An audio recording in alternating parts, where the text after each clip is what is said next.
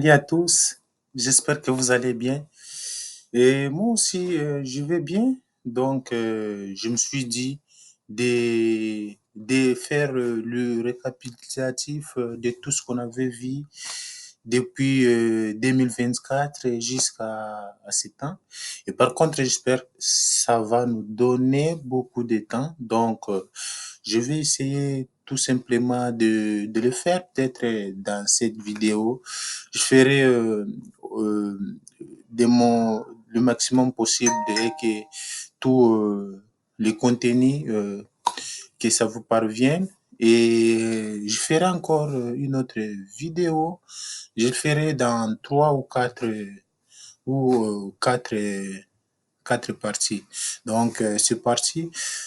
Aujourd'hui, nous allons d'abord commencer par la vidéo qu'on avait aussi commencé avec, qui était, pour ceux qui avaient déjà regardé ces vidéos, il y avait ces fameuses questions, par exemple, si vous vous trouvez devant un recruteur qui vous pose deux fois la même question, comment est-ce que vous pouvez réagir sur ça? Donc, c'est une question piège. Attention, il ne faut pas répondre directement. Donc, la réponse que vous pouvez répondre sur ce genre de questions est que vous devez répondre par peut-être ça, la même question en disant, euh, je l'ai, je l'ai vu, je l'ai vu dans l'offre, c'est pourquoi j'aimerais que vous me donniez ça. Ou vous pouvez poser la question qui est le retour du question qui est, je dirais, euh, attendez, attendez, je regarde sur les choses. Euh,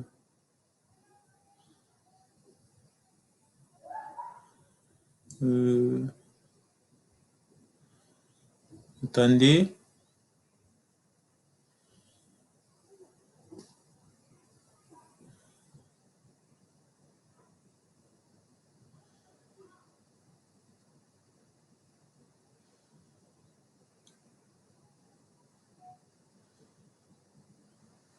vous pouvez répondre par exemple, c'est à vous de me le dire. C'est parce que ce sont des vidéos que j'avais fait, ça fait longtemps, je me suis dit, donc on doit ruminer ces vidéos pour que ça parvienne à une grande population parce que c'était des vidéos qui étaient réellement importantes pour vous, pour que vous connaissiez aussi d'autres contenus. Peut-être vous n'avez pas eu le temps de nous voir ou de voir nos autres contenus. Et il y a une autre vidéo qu'on avait fait qui était comment est-ce que vous pouvez convaincre votre recruteur. Et premièrement, c'est par votre style verbal. Vous devez avoir des éléments convaincants pour convaincre votre recruteur. Vous ne devez pas avoir du vocabulaire qui ne donne pas envie qu'on vous embauche. Vous devez avoir évidemment, vous devez avoir des quoi? Des vocabulaires professionnels, respectueux. Donc, de cette façon-là, pour être embauché dans l'entreprise que vous-même vous avez choisie. Et moi, je n'ai que là pour vous donner un peu de pouce pour que vous continuez peut-être de faire toujours le mieux, de faire l'une des meilleures négociations comme plein de personnes le font. Plein de personnes, plein de pays, ils sont spécialisés en ça, dans ça. Donc, là, je suis en France, donc ça se fait partout dans le pays pour trouver un emploi. Vous devez négocier, ça s'appelle la négociation, l'entretien d'embauche. Et j'avais fait une autre vidéo qui était, euh, comment est-ce que, je vais dire,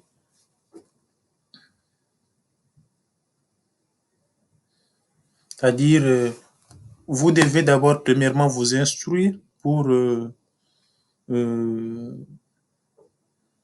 je dirais, je vous l'ai dit, cherchez, vous trouvez. Parce que je le disais souvent, si vous cherchez, vous allez trouver. Et pour trouver, il faut bien s'instruire. Et s'instruire, c'est sur cette chaîne. C'est sur cette chaîne que vous pouvez bien vous instruire. C'est-à-dire, on vous donne tout le base pour être réellement pertinent lorsque vous serez devant un recruteur. Donc, et il y avait une autre question, toujours dans une autre vidéo. On avait dit, euh,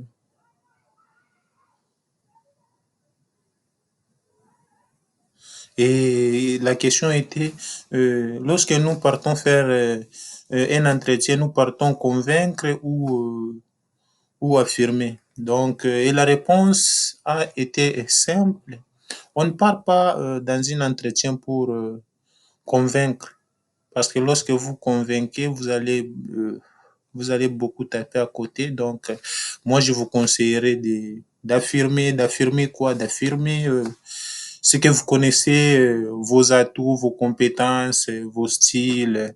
Et il ne faut pas oublier aussi que votre style vestimentaire, lorsque vous allez partir, ça aussi, ça donnera un coup de pouce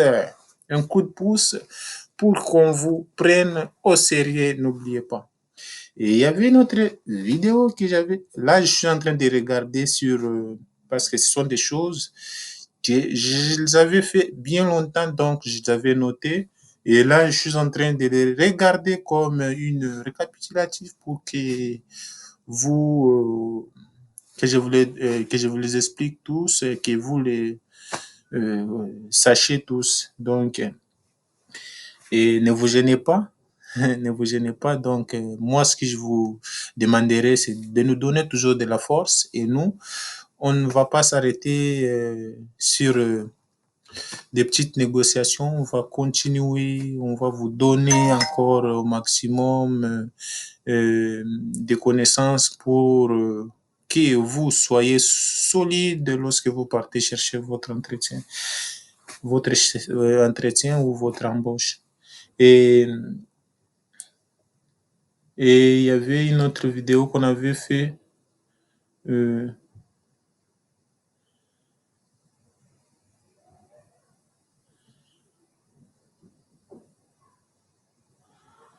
euh, et il y avait une autre vidéo qu'on avait fait lorsque vous partez pour un entretien. Vous devez d'abord, premièrement, faire des recherches, s'il vous plaît. Faites des recherches sur l'entreprise. Et donc, ça vous donnera au moins de la chance. Ça vous donnera beaucoup des informations. Et c'est sur ces informations que vous allez travailler, et ça donnera aussi aux recruteurs que vous vous êtes intéressé de leur entreprise. Donc, c'est bien aussi de le faire, de faire de cette façon. Et c'est à vous maintenant de le faire de votre manière, vous voyez. Et le plus important est que vous décrochez ces fameux contrats. Et il y avait une autre vidéo qu'on avait fait concernant vos compétences. Et qu'est-ce qu'un contrat? On s'était posé la question, qu'est-ce qu'un contrat? C'est un contrat, c'est une personne qui s'engage pour effectuer une tâche moyennant, pour effectuer une tâche moyennant une rémunération. Et avant de signer votre contrat, euh, vous devez d'abord, premièrement, lire le contenu du contrat. C'est réellement important les lire sur les lignes pour que et voir aussi si le nom de l'entreprise figure sur le contrat. Donc, c'est, ce sont des petites astuces que vous ne devez pas oublier.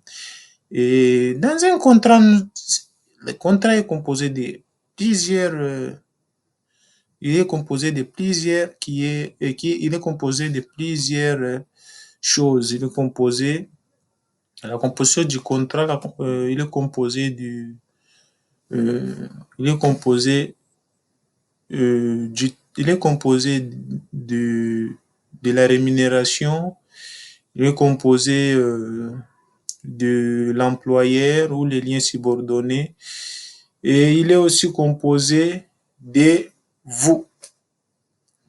Et lorsqu'on parle de vous, c'est vous et l'employeur. Donc, c'est vous, votre partie et, et l'employeur, vous vous mettez d'accord pour effectuer quelque chose en commun. Et si, par exemple, vous étiez parti dans l'intérim, je vous informe qu'ils ils ont déjà fait tout. Donc, vous allez tout simplement partir comme vous le voulez. Et ben, c'est un peu simple. C'est un peu simple. Et les éléments d'un contrat, nous avons le salaire, les heures du jour de travail, les fonctions. Et il ne faut pas oublier aussi que dans les éléments du contrat, il y a aussi la protection des droits des employeurs. Parce que si vous n'êtes pas protégé, le contrat n'aura pas son sens. Et vous pouvez vous poser la question, est-ce que vous avez les compétences, vous avez, pensez-vous avoir les compétences requises pour ce poste? Vous pouvez répondre aussi avec l'humour en disant, et par exemple, vous pouvez dire, je ne pense pas, mais je sais où est la machine à café. Donc, histoire tout simplement de rendre l'entretien, que ça ne soit pas tendu comme si on sort, que ce soit flexible comme les chimoulous. Donc, et il y avait aussi une autre vidéo qu'on avait fait, c'était sur quel est votre besoin salarial. Là, vous pouvez tout simplement répondre que je vise, vous êtes en train de viser une somme quelconque. Et concernant aussi les grilles salariales dans chaque département, dans chaque région, vous voyez. Donc, vous devez tout simplement regarder sur LinkedIn, c'est ce que moi aussi je connais. Vous pouvez regarder parce qu'il y a souvent des grilles qui sont, euh, qui sont déjà sur place. Ou soit vous pouvez regarder aussi sur Google. Ça va aussi vous aider. Et les différences entre un salarié et un travailleur. Les salariés sont des employés d'une entreprise. Ils ont le contrat de travail et perçoivent une rémunération. Le travailleur peut être indépendant ou freelance. Ils n'ont pas toujours la même sécurité d'emploi. C'est ça aussi le problème. Si vous êtes indépendant, c'est à vous de faire vos démarches et consorts, je pense. Et si vous êtes travailleur dans une entreprise, l'entreprise a déjà fait leur pas et ça sera maintenant de, des organismes de sécurité qui commenceront à venir dans votre entreprise pour regarder votre façon de la façon dont vous êtes en train d'effectuer le travail. Et, et il y avait une autre vidéo que nous dit, c'était sur euh, réalisé sous les droits de travail. Donc, c'est une protection qui est focalisée sur le travail, comme je vous l'avais dit. Et comprendre ces distinctions aide à mieux naviguer dans le monde du travail. Le terme ouvrier désigne un travailleur spécialisé Le travail est un effort rémunéré ou non. Vous pouvez travailler pour le salaire ou ne pas travailler pour le salaire. Donc, tout, vous tous, vous êtes en train de travailler. Et les ouvriers effectuent des tâches spécifiques. Donc, mais les mots ouvrier et le travail sont liés, mais ça se diffère. Il y a une différence. Comprendre cette différence est essentiel ça, parce que ça nous aide à apprécier le monde du travail. Vous voyez? Et dans ce monde qui est en train de... Il y a une grande croissance. Les jeunes croisent de nombreux défis. Vous voyez? Et les exigences du travail changent et les compétences sont en évolution. L'éducation ne suffit pas. Les besoins l'éducation ne suffit pas pour les besoins nécessaires. Et le cap éducatif et du travail, c'est-à-dire il y a réellement une marge à suivre. Vous voyez, c'est là où il y a aussi des problèmes. Et on compte que sur la résilience des jeunes pour l'essentiel, c'est essentiel pour un avenir prometteur. Vous voyez. Et l'étymologie du travail en Asie, on avait vu qu'en Asie, en Europe, bon, c'est en latin le travail signifie tripalium, un instrument de torture. Et en Chine, ça signifie ngonzo. Vous voyez, ça signifie ngozo, qui est, je ne sais pas si je l'ai bien prononcé, donc, qui signifie travail et effort. C'est un effort délibéré. Et au Japon, c'est dit, c'est shigoto. Oui, oui, ça se dit shigoto. C'est pourquoi j'ai mon manuel. Parce que si je n'avais pas mon manuel, je ne vais pas bien vous expliquer tout ça. Ce qui signifie culture du travail, impliquant des responsabilités. C'est un peu ça. Et notre dernière ligne qu'on avait aussi vu, c'est en Inde, les mots calmes, les mots calmes met l'accent sur l'essentiel du travail. Vous voyez? Et tout ces variations et tous ces variants et toutes ces variations montrent comment le travail est perçu différemment en Asie. Le travail en Amérique aussi, on peut aussi en parler sur ça, est un concept riche et varié qui englobe à la fois les opportunités et les défis, l'aspect culturel et économique.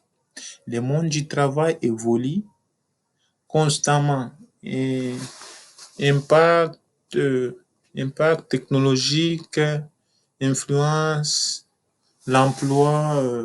Ainsi, les travailleurs doivent s'adapter continuellement. Au fur et à mesure qu'il y a de nouvelles technologies, je vous informe, mes chers